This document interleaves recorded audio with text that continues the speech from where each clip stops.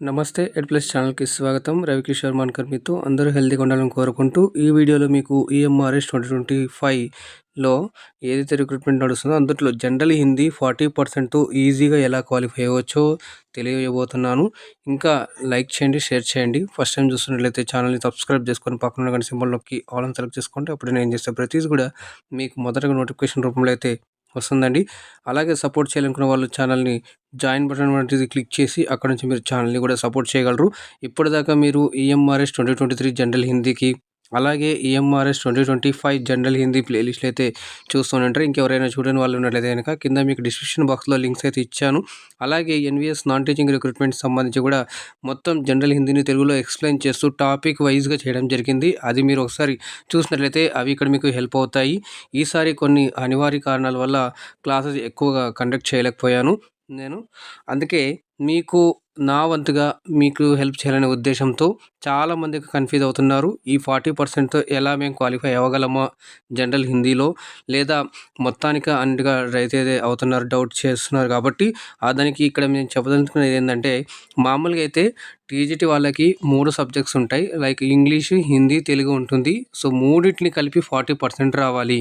అంటే హిందీలో ఒక 3, ఇంగ్లీష్లో ఒక 3, రిమైనింగ్ ఇంకా మనకి 12 కాబట్టి తెలుగులో మీరు 6 చేసుకున్నారనుకోండి, టోటల్గా 12 అవుతుంది. సో 3 సబ్జెక్టులకు కలిపి 12 అయితే 40% సరిపోతుంది. ఇట్లా అంతేగాని హిందీలో కంపల్సరీగా 4, ఇంగ్లీష్లో కంపల్సరీ 4, అలాగే తెలుగులో కంపల్సరీగా 4 అని అయితే ఏమి ఉండదు. అలాగే పీజీటీ వాళ్ళకి చూసుకున్నట్లయితే కనుక ఇంగ్లీష్లో అలాగే హిందీలో రెండిట్లో కలిపి 40% అనేటువంటిది రావాలి. అంటే ఒక దాంట్లో మీకు ఇంగ్లీష్లో 6 చేసుకున్నట్లయితే హిందీలో మీరు 2 చేసుకున్నా కూడా క్వాలిఫై అయినట్లే. ఎందుకంటే అక్కడ 20 మార్క్స్ ఉంటుంది కాబట్టి 2 ఉంటుంది కాబట్టి, అంటే అక్కడ బట్టి ఆ రెండింటిలో మొత్తం 40% అయినటువంటి మార్కులు అయితే రావాలి. సో అదేమి ఇంతకుముందు లాగా ఈఎంఆర్ఎస్ 2023లో అయితే ప్రతి సబ్జెక్ట్లో 40%, అంటే ప్రతి దాంట్లో 10 క్వశ్చన్స్ ఉంటాయి, 10 మార్కులకు ఉంటుంది కాబట్టి దాంట్లో కంపల్సరీగా 4 మార్కులు అనేటువంటిది తీసుకొని రావాలి. అది ఇక్కడ ఉండింది ఇంతకుముందు. ఇప్పుడు అలా ఏం లేదండి.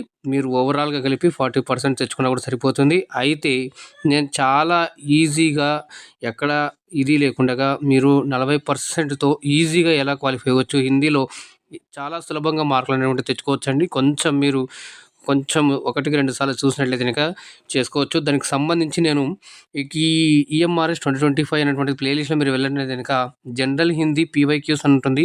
ఆ పీవైక్యూస్ క్వశ్చన్స్ చూడండి. లాస్ట్ ఇంతకుముందు ఏదైతే ఈఎంఆర్ఎస్ రిక్రూట్మెంట్ జరిగిందో అక్కడ జరిగినటువంటి క్వశ్చన్ పేపర్లో నేను క్వశ్చన్లన్నీ తీసుకొచ్చి అక్కడ చేయడం జరిగింది.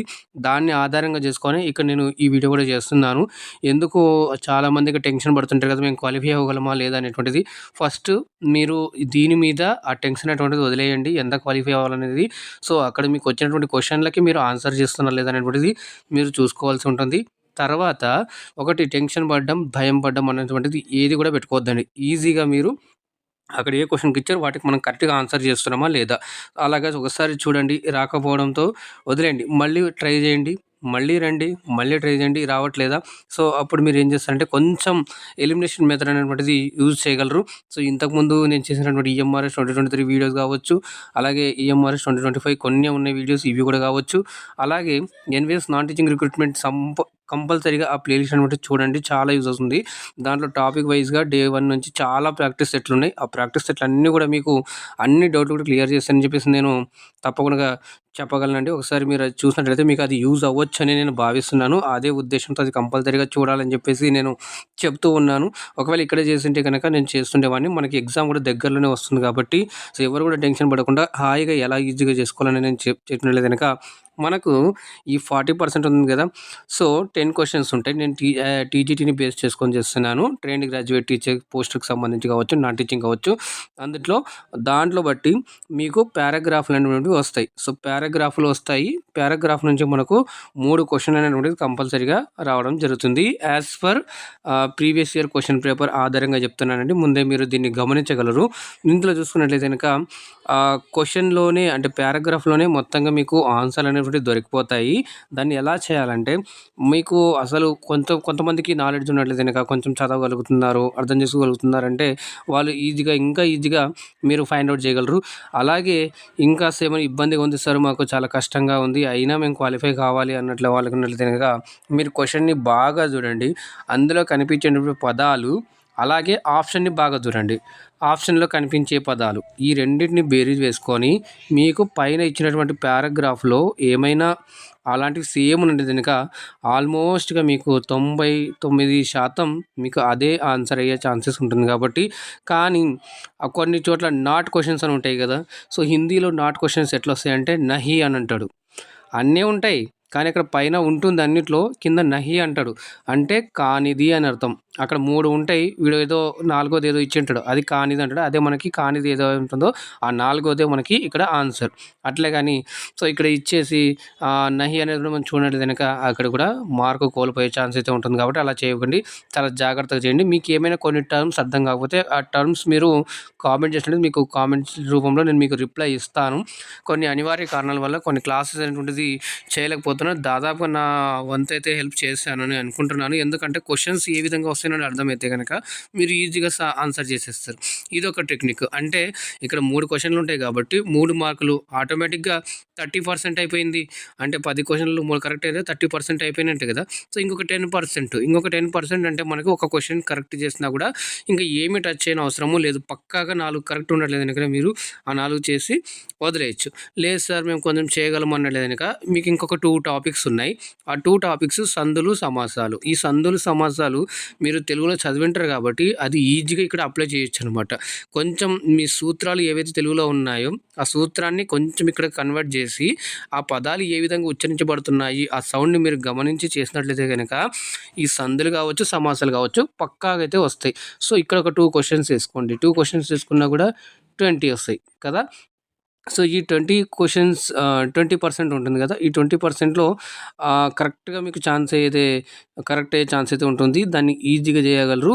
అది కూడా నేను కొన్ని వీడియోస్ చేశాను కదా, ఆ వీడియో చూడగలరు. అలాగే సమాస్ అనేటువంటి టాపిక్ మీద నేను ఒక వీడియో చేశాను 1 అవర్. అది మీకు జనరల్ హిందీ అనేటువంటి ఆ వీడియో లింక్ కూడా నేను కింద డిస్క్రిప్షన్ బాక్స్లో ఇస్తాను, అది చూడగలరు.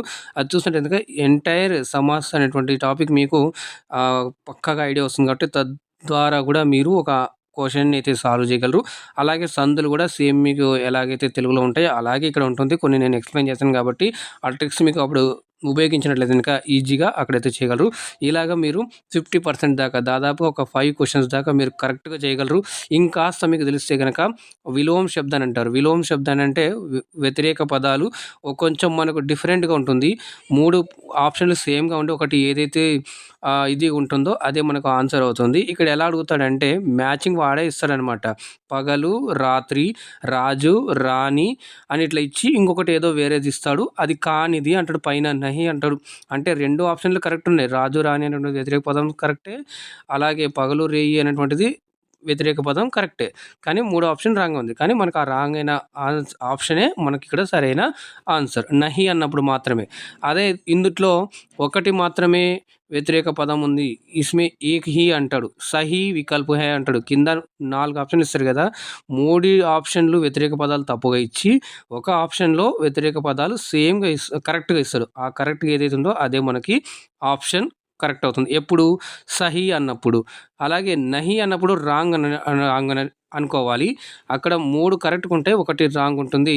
ఆ రాంగ్దే మనకి ఇక్కడ ఆప్షన్ అనమాట నహి అన్నప్పుడు. ఓకే, సో ఇలాగ మీరు ఆన్సర్ చేసినట్టుగా చాలు. ఈ 2 టాపిక్లు ప్లస్ ఒక పారాగ్రాఫు అకార్డింగ్ టు నేను ప్రీవియస్ ఇయర్ క్వశ్చన్ ప్రకారంగా నేను మీకు సజెషన్ చేస్తున్నది ఏంటంటే ఇంతే. దాని కాకుండా మీరు మిగతా వీడియోస్ కూడా చూడండి. EMRS 2023 వీడియోస్ చూడండి.